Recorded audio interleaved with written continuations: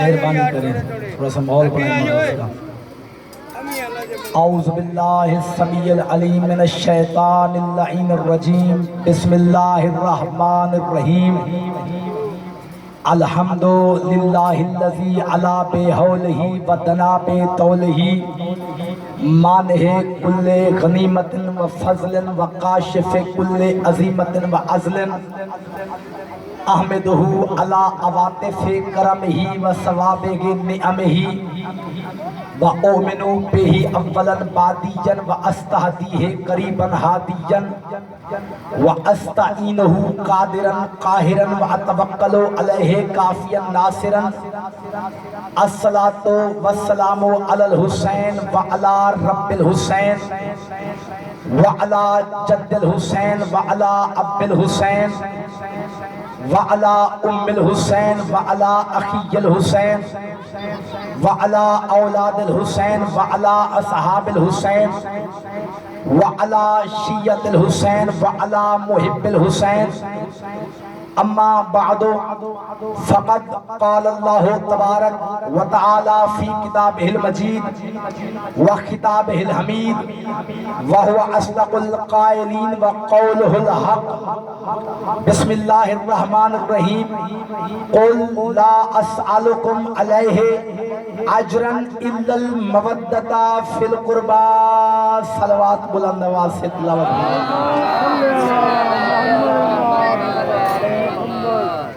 نعرہ تکبیر.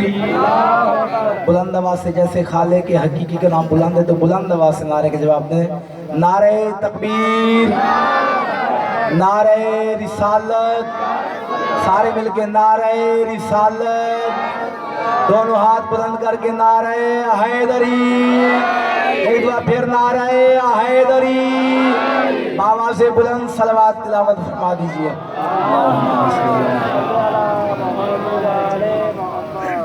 درود کا پڑھنا عظیم عبادت ہے. احسان سمجھ کے نہیں، ایمان سمجھ کے، واجب سمجھ کے نہیں، اوجب سمجھ کے، زحمت سمجھ کے نہیں، رحمت سمجھ کے بلند آواز سے آل محمد پہ درود بھیجیے.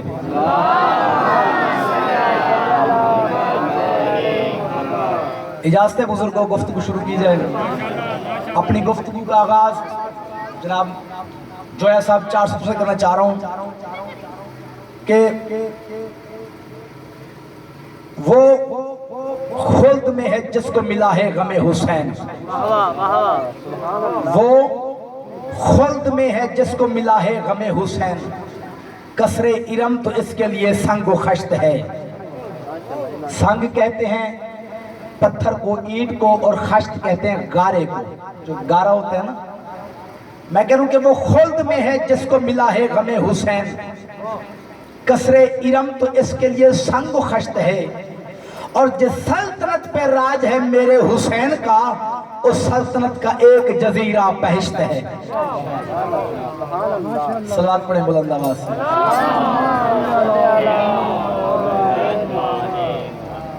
اگر آپ 4 سطروں کے استقبال آپ کرتے تو پھر 4 سطریں آپ کی بارگاہ میں اور پڑھتا، لیکن آپ کا مزاج نہیں ہے. بہرحال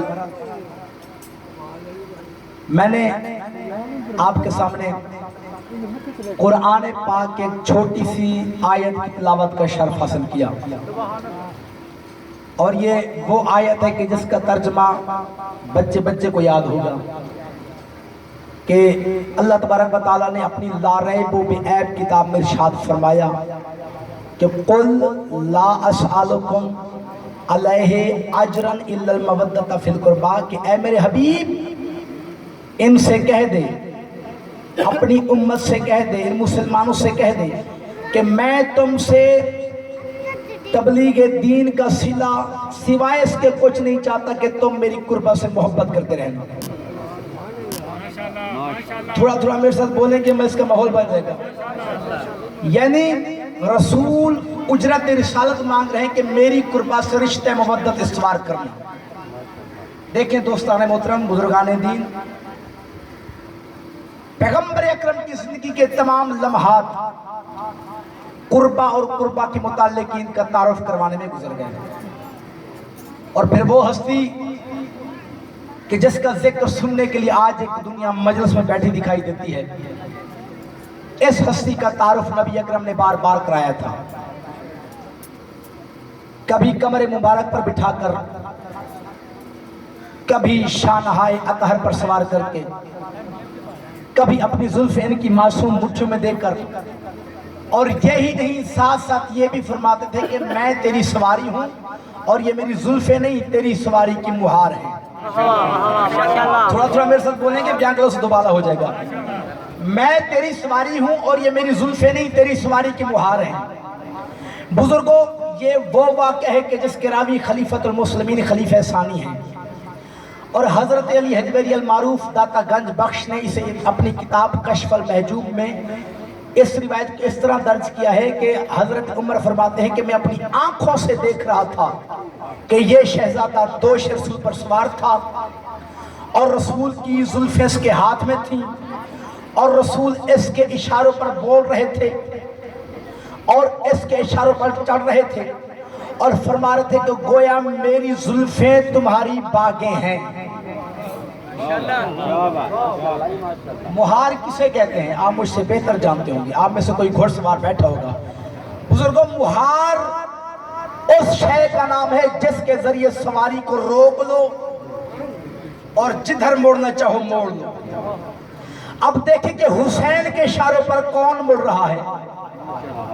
حسین کے اشاروں پر وہ نبی مڑ رہا ہے کہ جس کے بارے میں اللہ نے تمام انبیاء سے یہ کہا کہ آدم سے لے کر عیسیٰ تک تمام نبیوں میری بات سن لو کہ تم آدم سے لے کر عیسیٰ تک جتنے نبی ہو میرے حبیب محمد کے پیچھے چلو گے تو گویا اللہ کے فرمان کے مطابق آدم ادھر چلیں گے جدھر رسول چلیں گے، عیسیٰ ادھر چلیں گے جدھر رسول چلیں گے، موسیٰ ادھر مڑیں گے جدھر رسول مڑیں گے، نوح ادھر مڑیں گے جدھر رسول مڑیں گے، یحییٰ ادھر مڑیں گے جدھر رسول مڑیں گے، یونس ادھر مڑیں گے جدھر رسول مڑیں گے، زکریا ادھر مڑیں گے جدھر رسول مڑیں گے، شعیب ادھر مڑیں گے جدھر رسول مڑیں گے، یونس ادھر مڑیں گے جدھر رسول مڑیں گے، یوسف ادھر مڑیں گے جدھر رسول مڑیں گے، توجہ ہے، ابراہیم ادھر مڑیں گے جدھر رسول مڑیں گے، یعقوب ادھر مڑیں گے جدھر رسول مڑیں گے، اسحاق ادھر مڑیں گے جدھر رسول مڑیں گے، اسماعیل ادھر مڑیں گے جدھر رسول مڑیں گے۔ گویا یہ تمام انبیاء ادھر مڑیں گے جدھر سرکار رسالت مڑیں گے، اور سرکار رسالت ادھر مڑیں گے جدھر حسین مڑیں گے۔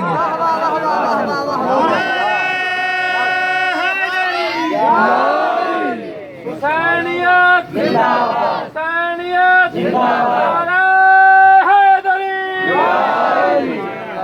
مہربانی جناب، ماشاءاللہ۔ اور سرکار رسالت ادھر مڑیں گے جدھر حسین مڑیں گے۔ تو پھر میں لفظ کہہ دوں کہ اللہ کی اتنی بڑی رسالت کا رخ موڑ دینا حسین کے بچپن کا کھیل ہے، اور جس کے بچپن کا کھیل یہ ہے اس کی جوانی کا حال کیا ہوگا۔ حنفی مسلک کے بہت بڑے عالم قاضی سلیمان نقشبندی الحنفی القندوزی کی کتاب ینابی المودت کی روایت پیش کی دیتا ہوں۔ دیکھیں، میں نہ تو کوئی مناظر ہوں نہ کوئی بڑا سا عالم، میں نے بزرگوں کو کبھی کسی کتاب کا حوالہ نہیں دیا، لیکن یہاں پہ حوالہ اس لیے دے رہا ہوں تاکہ کوئی یہ نہ کہہ کہ اپنی طرف سے کہہ رہا ہے۔ اب روایت سن لیں، صاحب کتاب کہتے ہیں کہ مسجد نبوی کے ممبر پر، مسجد مدینہ کے ممبر پر آفتاب رسالت چمک رہا تھا، اور تمام صحابہ کرام رسول معظم کے گرد حلقہ کی ہوئے بیٹھے تھے، ایسے بیٹھے تھے جیسے چاند کے گرد ستارے، اور پیر بخش صاحب آب وہی سے دھلی ہوئی زبان سے چشمہ فیض چڑھ رہا تھا، اور خطیب وہ تھا کہ جس کے لیے پوری کائنات کے ذرے ذرے کو خدا کا یہ حکم ہے کہ جب میرا حبیب خطبہ دے رہا ہو تو ساری کائنات ہمتن گوش ہو جائے۔ بس ساری کائنات میں سناٹا تھا، ہوائیں رک رک کر دیکھ رہی تھی، ستارے جھک جھک کر زیارت کر رہے تھے، ارواح انبیاء قریب ہو ہو کر دیکھ رہی تھی، عیسیٰ دیکھ رہے تھے، موسیٰ ملاحظہ کر رہے تھے، یعقوب مشاہدہ کر رہے تھے، یوسف سکتے میں کھڑے تھے، اور ذات واجب نے فرشتوں کو حکم دے رکھا تھا کہ جیسے ہی میرے حبیب کی زبان سے کوئی لفظ نکلے اسے فوراً کن سے فیکون کے سانچے میں ڈھال دو۔ فرمایا یہ بشر نہیں کہ عالم خلق سے ہو، بلکہ مصطفیٰ ہے جو عالم عامر سے ہونا چاہیے۔ فرمایا के हर हुक्म की तामील होना जरूरी है। और बाकाउ साहिब किताब कि जब पैगंबर दीन के अहकामात बता रहे थे, दीन की तबलीग कर रहे थे, बुजुर्ग देखेगा मेरी तरफ, जब दीन की तबलीग कर रहे थे तो मेरे रसूल की जुल्फे मस्जिद नबवी के दरवाजे की तरफ फिर गई तो देखा कि वही छोटा शहजादा जो ईद के दिन जिधर चाहता था रुख मोड़ देता था, वही छोटा शहजादा मस्जिद नबवी की तरफ कदम बढ़ा रहा है। जो ही शहजादे ने अपना कदम मस्जिद नबवी के दरवाजे के अंदर रखा, यह शहजादे का कदम अपनी अबा के दामन से उलझ गया। करीब था कि शहजादा जमीन पे गिरता, मगर रसूल मुअज़्ज़म ने जल्दी से खुतबा छोड़ा, मिंबर छोड़ा, सहाबा के दरमियान से गुजरे और फातिमा का लाल को गिरने से पहले अपनी आगोश में ले लिया। थोड़ा थोड़ा मेरे साथ बोलेंगे, बड़ा मैं कुछ आपको दे के जाना चाहता हूँ। दे रहे थे, दीन की तबलीग कर रहे थे, दीन के अहकामात बता रहे थे, तो देखा कि वही छोटा शहजादा जो ईद के दिन जिधर चाहता था जुल्फे पकड़ के रुख मोड़ देता था, वही नवासा मस्जिद नबवी में कदम बढ़ा रहा है। जो ही शहजादे ने अपना कदम मस्जिद नबवी के दरवाजे के अंदर रखा, शहजादे का कदम अपनी अबा के दामन से उलझ गया। करीब था कि शहजादा जमीन पे गिरता, मगर रसूल मुअज़्ज़म ने जल्दी से खुतबा छोड़ा, सहाबा के दरमियान से गुजर गए, बिजली की सी तेजी से गुजरे और फातिमा के लाल को गिरने से पहले अपनी आगोश में ले लिया। अब मैं आपसे बुजुर्ग एक सवाल कर रहा हूँ कि मैं जब आपके सामने तकरीर कर रहा हूँ तो साफ ज़ाहिर इसमें फ़ज़ाइल मसाइब भी बयान करूँगा ना, और अगर दौरान तकरीर, दौरान मेरे खिताब मेरा कोई भतीजा आ जाए और वहाँ पे गिरने लगे तो मैं आपसे पूछता हूँ, क्या मैं ये मजलिस छोड़ के अपने भतीजे को उठाने के लिए जाऊंगा? नहीं जाऊंगा ना। इतना अहम काम जो मैं कर रहा हूं, इतनी अकल तो मैं रखता हूं कि ये जो काम मैं कर रहा हूं ये छोड़कर हर कल अपने भतीजे को उठाने के लिए नहीं जाऊंगा। और अगर मैं जाऊं तो बुजुर्गों की तरफ से जुर्माना होगा कि आप यार बड़े बदतमीज आदमी हो, इतने मामूली से काम के लिए इतना अहम काम छोड़ के जा रहे हो। तो मेरा सवाल ये कि जो काम मुझ जैसे नाअहल के शायान शान नहीं, वो काम सरदार आलमीन ने क्यों किया? जो काम, थोड़ा थोड़ा सा बोलो यार, जो काम मुझ जैसा जाहिल बंदा नहीं कर सकता तो वो काम सरदार आलमीन ने कैसे कर लिया? और देखें, अब वहां पे आपके साबे वाला का मजमा तो था नहीं, सहाबा कराम का मजमा था। कोई भी हुसैन को उठा सकता था, चुप भी करा सकता था। अच्छा फर्ज करें कि अगर मैं अपने भतीजे को मजलिस छोड़ के, मिंबर छोड़ के आपके दरमियान से गुजर के चला जाऊं और अपने भतीजे को उठा भी लूं तो चुप करा के वहीं छोड़ दूंगा ना, मिंबर पर नहीं लाऊंगा। मगर रसूल ने क्या किया? जल्दी से खुतबा छोड़ा, सहाबा के दरमियान से गुजरे, फातिमा के लाल को गिरने से पहले अपनी आगोश में लिया, फिर सीने से लगाया, प्यार किया, मुंह चुमा, फिर सीधे जाकर मिंबर पर बिठा दिया और फिर खुतबे का आगाज यहां से किया, अय्युहन्नास हाज़ा हुसैन फारफू हो, ऐ लोगों पहचान लो ये मेरा हुसैन है।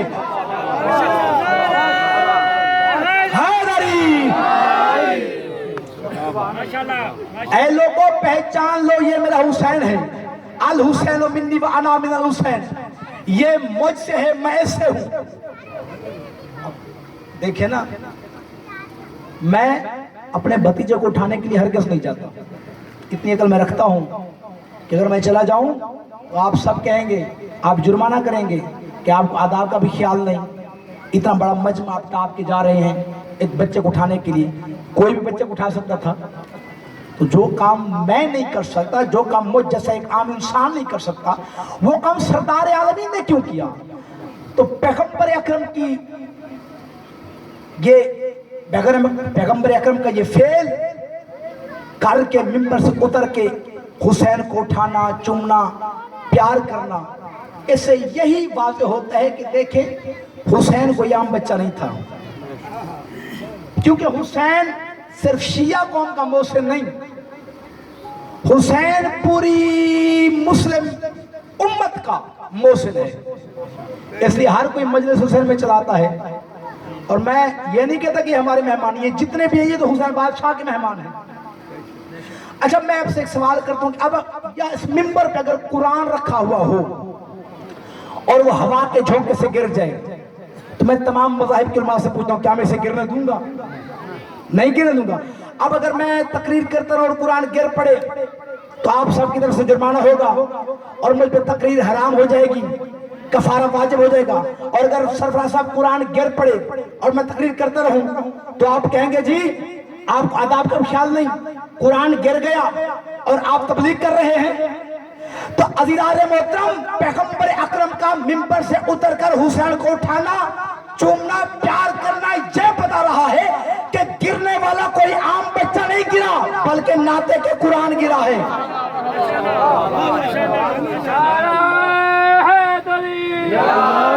ماشاءاللہ ماشاءاللہ، گرنے والا کوئی عام بچہ نہیں تھا، یہ تو ناطے کے قرآن گرا ہے۔ اور عین ممکن ہے کہ میں بھی گرتے ہوئے قرآن کو اٹھاؤں، چوموں، پیار کروں، سیدھا پھر ممبر پہ لے آؤں، پھر اسے کھولوں، اس کے ایک پارے کی تلاوت کروں، پھر ترجمہ کروں، پھر تفسیر بیان کرنے لگوں۔ پیر بخش صاحب سردار عالمی نے بھی یہی کیا، قرآن ناطے کے پارے کو اٹھایا، پیار کیا، سینے سے لگایا، منہ چوما، پھر ممبر پر لے آئے اور پھر خطبے کا آغاز یہاں سے کیا، ایوہ الناس، اے لوگو، فعرفو، پہچان لے سے، ہاذا حسین، یہ حسین ہے، الحسین منی و انا من الحسین، یہ حسین مجھ سے ہے، میں سے حسین سے۔ واہ واہ واہ واہ۔ اور اگر آپ کی اجازت ہو تو میں رسول اللہ کی زبان سے جو رسول اللہ نے حسین کا قصیدہ پڑھا ہے وہ قصیدہ میں آپ کو سنا دوں۔ ماشاءاللہ ماشاءاللہ۔ لیکن میری بھی ایک شرط ہے، جس طرح آپ ذاکر سے قصیدہ سنتے ہیں نا اور آپ کہتے ہیں کہ واہ واہ واہ واہ واہ واہ، میں بھی قصیدہ پڑھنے لگا ہوں، پھر آپ مجھے بھی کہنا واہ واہ۔ اچھا مسئلہ پتہ ہے کیا ہے کہ جب بھی کوئی ذاکر قصیدہ پڑھے نا پھر ذاکر کہتے ہیں بس جی اب یہ آخری فکرہ پڑھنے لگا ہوں، اس کے بعد ممبر بھائیوں کے والے تو آپ میں سے کچھ مومن بولتے نہیں جی نہیں، پانچ قصیدے پڑھ کے جائیں، تو ذاکرین کو تو آپ مجبور کرتے ہیں۔ اور اگر کوئی مولوی ممبر پہ آ جائے تو پھر آپ میں سے کچھ حضرات کے حاضری مانتے ہیں، یا مولا غازی اتارے سو حضرت مولوی کو ہم تیری حاضری دیں گے، تو مہربانی کیا کریں، مولوی کے ساتھ انصاف کیا کریں۔ دیکھیں نا، آپ شادی ہو، بیاہ ہو، آپ کھانے پکائیں، مہمان آ جائیں، آپ ٹینٹ لگائے ہیں، سارا انتظام ہو، اور اگر وہ نکاح خان مولوی نہ ہو تو پھر وہ شادی ہو سکتی ہے؟ پھر وہ شادی تو نہیں ہو سکتی۔ تو پھر اتنا اہم تو ہے نا مولوی، پھر مولوی کو اہم بات سمجھ کے سنا کریں، مہربانی کیا کریں، تھوڑا تھوڑا میرے ساتھ بولا کریں۔ آپ میرے ساتھ بولیں گے تو میں انشاءاللہ مزید بہتر پڑھ سکوں گا آپ کے ساتھ۔ بلند آواز صلوات پڑھیں۔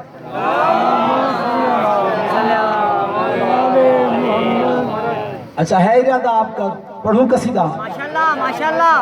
رسول نے فرمایا سنو یہ حسین ہے، اور فرمایا سنو جس کا تعارف میں کروا رہا ہوں اس کا دادا یوسف ابن یعقوب کے دادا سے افضل ہے۔ فرمایا کون ہے حسین کا دادا؟ عربی کے الفاظ ہیں، بالکل سکون سے پڑھوں گا تاکہ آپ جو ترجمہ کرنے کی مہارت رکھتے ہیں وہ ترجمہ کرتے جائیں اور لطف لیتے جائیں، اور شرط میری وہ ہے کہ آپ میرے ساتھ بولتے رہنا۔ فرمایا کون ہے حسین کا دادا؟ فرمایا جدہ فی الجنہ، اس کا دادا جنتی ہے۔ آگے فرماتے ہیں جدتہ فی الجنہ، اس کی دادی جنتی ہے۔ آگے فرماتے ہیں ابو فی الجنہ، اس کا باپ جنتی ہے۔ آگے فرماتے ہیں امہ فی الجنہ، اس کی ماں جنتی ہے۔ آگے فرماتے ہیں اخوہ فی الجنہ، اس کا بھائی جنتی ہے۔ آگے فرماتے ہیں اختہ فی الجنہ، اس کی بہن جنتی ہے۔ آگے فرماتے ہیں امہ فی الجنہ، اس کا چاچا جنتی ہے۔ آگے فرماتے ہیں امتہ فی الجنہ، اس کی پھوپھی جنتی ہے۔ آگے فرماتے ہیں آلہ فی الجنہ، اس کی اولاد آل اطہار جنتی ہے۔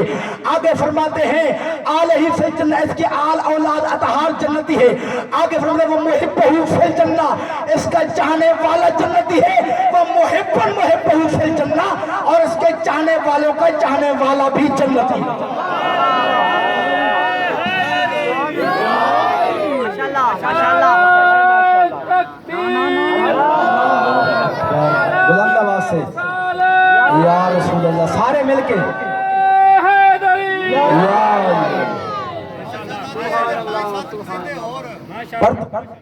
فرمایا جدہ فی الجنہ، اس کا دادا جنتی ہے، جدتہ فی الجنہ، اس کی دادی جنتی ہے، ابو ہو فی الجنہ، اس کا باپ جنتی ہے، امہ فی الجنہ، اس کی ماں جنتی ہے، اخو ہو فی الجنہ، اس کا بھائی جنتی ہے، اخت ہی فی الجنہ، اس کی بہن جنتی ہے، انا جدہ فی الجنہ، میں اس کا نانا جنتی ہوں، وجدتہ فی الجنہ، اس کی نانی جنتی ہے، اور آگے فرمایا وَمُحِبُّهُ فِي الْجَنَّةِ، اس کے چاہنے والا جنتی ہے، وَمُحِبُّهُ فِي الْجَنَّةِ، اور اس کے چاہنے والوں کا چاہنے والا بھی جنتی ہے۔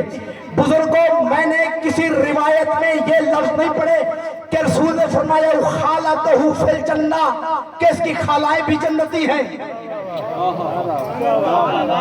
میں نے لفظ کہہ دیا، آپ کے سر سے گزر گیا۔ عزیزو، اگر اس کی ماں کی 3 بہنیں اور ہوتی تو رسول ان کا بھی اعلان کر دیتے۔ ہاتھ ہو گئی، یہ تو فرما دیا کہ اس کے چاہنے والا جنتی ہے، اور یہ بھی فرما دیا کہ اس کے چاہنے والوں کا چاہنے والا بھی جنتی ہے۔ اتنا فرما دیا، پھر یہ کیوں نہیں فرمایا کہ اس کی ماسیاں بھی جنتی ہیں؟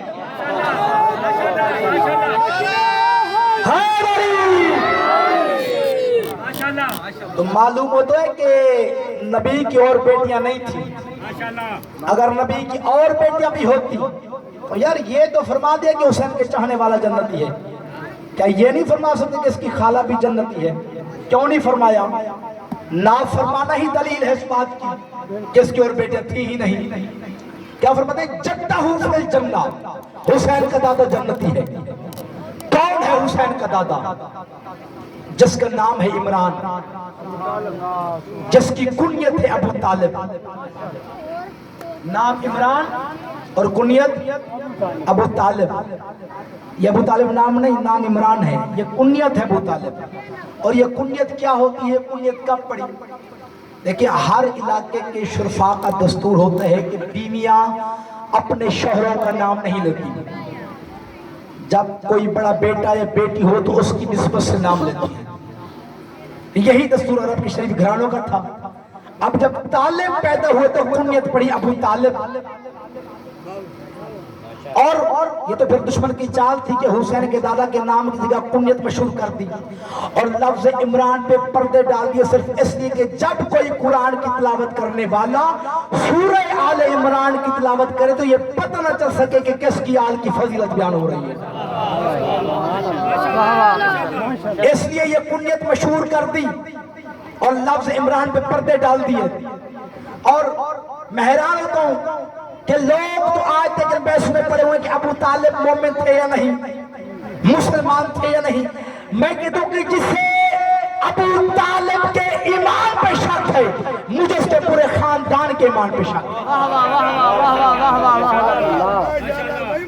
اس بحث میں تو پڑھنے کی ضرورت ہے ہی نہیں کہ ابو طالب مومن تھے یا نہیں، مسلمان تھے یا نہیں۔ اب دیکھیں کہ جس کے بارے میں اللہ قرآن میں یہ کہے کہ ان اللہ اصطفى آدم ونوح وآل ابراہیم وآل عمران علی العالمین، فرمایا آدم چنا گیا، نوح چنا گیا۔ گویا آدم اور نوح تو چنے گئے لیکن ان کی آل نہیں۔ آگے فرمایا وآل ابراہیم، ابراہیم اپنی آل سمیت چنے گئے، وآل عمران، عمران بھی اپنی آل سمیت چنے گئے، علی العالمین، قیامت تک کے لیے چنے گئے۔ اب یہاں پہ مفسرین عامہ نے یہ بحث شروع کر دی کہ جی یہاں سے یہ جو عمران، اس آیت میں عمران کا ذکر ہوا ہے، اس عمران سے مراد کون سا عمران ہے؟ کیونکہ تاریخ کی بار کے گردانی کرو تو پتہ چلتا ہے کہ عمران 3 گزرے ہیں جو مشہور زمانہ تھے۔ ایک حضرت موسیٰ کے باپ، دوسرے حضرت عیسیٰ کے نانا، اور تیسرے میرے مولا علی کے والد ابی طالب کا نام ہے عمران۔ اور جب آیت میں ذکر آیا وآل عمران علی العالمین تو کچھ لوگوں نے یہ کہنا شروع کر دیا کہ جی اس عمران سے مراد حضرت عیسیٰ کے باپ ہیں، حضرت عیسیٰ کے نانا ہیں۔ کچھ لوگوں نے کہا نہیں جی حضرت عیسیٰ کے نانا نہیں، اس سے مراد حضرت موسیٰ کے باپ ہیں۔ اور ہم مسکینوں کا کہنا ہے کہ اس سے میرے مولا علی کے والد ابی طالب کا نام ہے عمران۔ سبحان اللہ۔ اب میں کہتا ہوں کہ اس بحث میں پڑھنے کی ضرورت ہی نہیں کہ اس عمران سے مراد کون سا عمران مراد ہے۔ میں کہتا ہوں آپ قرآن پڑھو، سورہ آل عمران پڑھو، اور سورہ آل عمران کی اس آیت کو پڑھو اور آیت کے ترجمے پہ غور کرو، پتہ چل جائے گا کہ یہ کون سا عمران مراد ہے اس سے۔ اللہ فرماتے ہیں ان اللہ اصطفیٰ آدم و نوح و آل ابراہیم و آل عمران علی العالمین۔ فرمایا یقیناً اللہ نے آدم کو چن لیا، نوح کو چن لیا، ابراہیم کو چنا اس کی آل سمیت، و آل عمران علی العالمین، اور عمران کی آل کو چنا علی العالمین قیامت تک کے لیے۔ اب تمام مولوی صاحبان مجھے وہ عمران تلاش کر کے دے کہ جس کی آل قیامت تک چلی ہو۔ واہ واہ واہ واہ واہ واہ واہ واہ واہ۔ چونکہ آیت میں اللہ نے قید لگا دی ہے کہ وہ عمران جس کی آل قیامت تک چل رہی ہو۔ اب کون ہے وہ عمران جس کی آل قیامت تک چل رہی ہے؟ اب جب تاریخ کی بار کی گردانی کی تو پتہ چلا کہ جو حضرت موسیٰ کے باپ ہے عمران، ان کی آل حضرت موسیٰ کی بیٹی ہے جس کا نام ہے خرطوم، بعض روایت میں کلثوم ہے، بعض میں خرطوم ہے، برحال سے مجھے بحث نہیں کلثوم ہو یا خرطوم ہو، نام تو ہے نا۔ حضرت عمران، حضرت موسیٰ کے باپ عمران کی آل حضرت بی بی خرطوم یا حضرت بی بی کلثوم تک آئی اور مزید آگے نہ چل سکی، یہاں پہ ختم ہو گئی۔ اور حضرت عیسیٰ کے نانا حضرت عمران کی آل حضرت عیسیٰ تک پہنچی، حضرت مریم کے بابا عمران کی آل حضرت عیسیٰ تک پہنچی، حضرت عیسیٰ نے نہ شادی کی نہ بیاہ، گویا ان کی آل بھی ختم ہو گئی، قیامت سے پہلے ختم ہو گئی۔ اب تمام مذاہب کے مولوی صاحبان مجھے وہ عمران تلاش کر کے دے کہ جس کی آل قیامت تک چل رہی ہو۔ واہ واہ واہ واہ۔ موسیٰ کے بابا عمران کی آل خرطوم تک پہنچی، ختم ہو گئی، اب کوئی نام و نشان نہیں۔ عیسیٰ کے نانا عمران کی آل جناب عیسیٰ تک پہنچی، ختم ہو گئی۔ اب وہ کون سا عمران ہے کہ جس کی آل مزید آگے چل رہی ہو؟ اس بحث میں تو پڑھنے کی ضرورت ہی نہیں، قرآن کیا کہتے ہیں وَآلِ عمران علی العالمین۔ اب امام زمانہ غائب ہے کہ نہیں؟ اور قیامت تک رہیں گے۔ سادات جتنی ہے کس کی آل ہے؟ جناب عمران کی آل ہے کہ نہیں؟ جتنے سادات ہیں جناب عمران کی آل ہے نا، اور یہ قیامت تک رہیں گے۔ اور آیت میں اللہ کیا کہہ رہا ہے وَآلِ عمران علی العالمین، یہ وہ عمران ہے کہ جس کی آل قیامت تک کے لیے چل رہی ہو۔ میں کہتا ہوں تجھے شرم نہیں آتی؟ جس عمران کا ذکر اللہ نبیوں کے ساتھ کر رہے تو اسی کے بارے میں شک کرتا کہ مومن تھے یا نہیں تھے؟ صلوات پڑھیں بلند آواز۔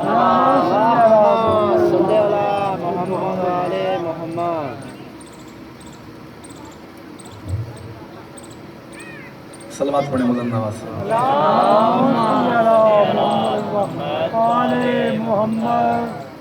حیران ہوتا ہوں میں، عقل تنگ رہ جاتی ہے ان کی عقلوں کو دیکھ کے، ان کی باتوں کو سن کے۔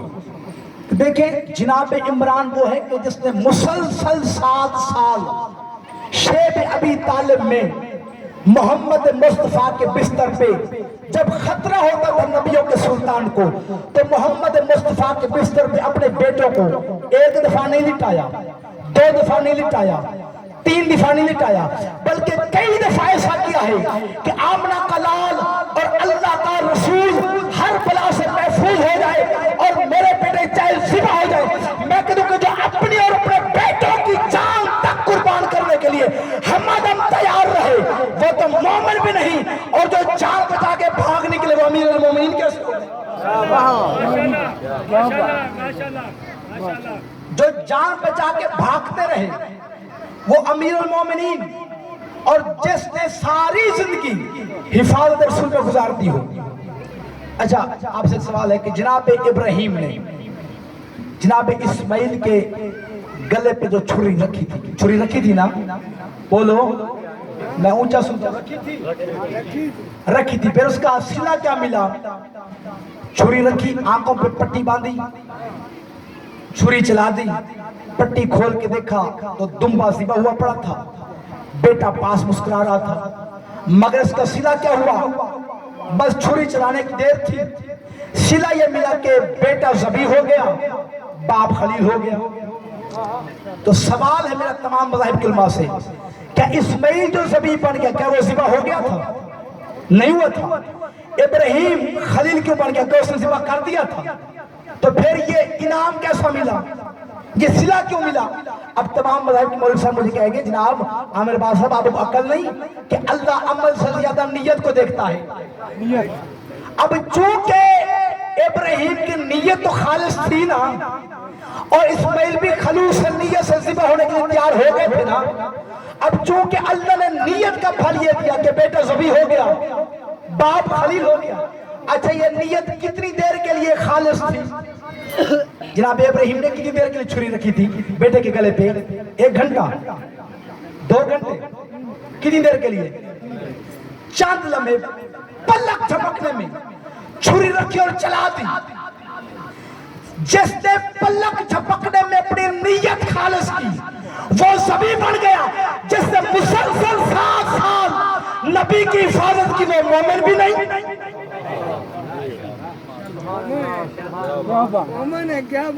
یار سوچنے والی بات ہے نا، جس نے چند لمحے کے لیے نیت خالص کی اسے اتنا انعام مل گیا، اور جب مسلسل 7 سال خلوص نیت سے اپنے بیٹوں کو محمد مصطفیٰ کے بستر پر سلا کرے۔ اب دیکھیں نا کہ جو نیت ابراہیم کی ہے اور جو نیت حضرت ابو طالب کی ہے، اس ابراہیم کی نیت کو حضرت ابو طالب کی جو مسلسل 7 سال کی نیت ہے اس سے ضرب دو، جو حاصل ضرب نکلے وہ نتیجہ ہے ابو طالب۔ صلوات پڑھیں بلند آواز سے۔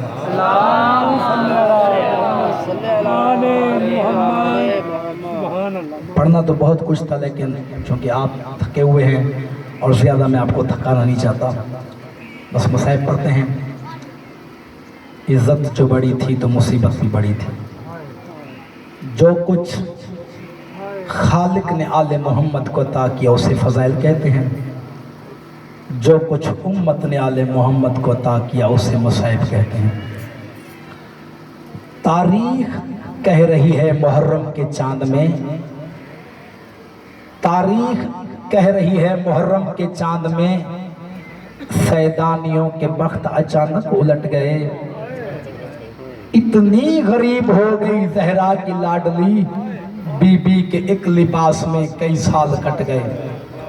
ہمارے اہل بیت شہید محسن نقوی فرمایا کرتے تھے کہ حسین کی دکھ بھری کہانی تمام دنیا سنا کرے گی، حسین کی دکھ بھری کہانی تمام دنیا سنا کرے گی، جو رو پڑے گا اسے جہاں میں علی کی بیٹی دعا کرے گی۔ عجیب ماں ہے جو 6 مہینے کا لال قربان کر رہی ہے، عجیب ماں ہے جو 6 مہینے کا لال قربان کر رہی ہے، کبھی جو اصغر کی یاد آئی رباب زندہ میں کیا کرے گی۔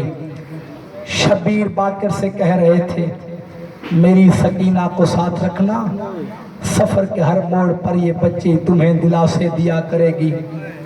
نبی کے روضے پہ ایک ضعیفہ جناب زینب سے کہہ رہی تھی کہ بعد عباس ہر قدم پر میری رقیہ وفا کرے گی۔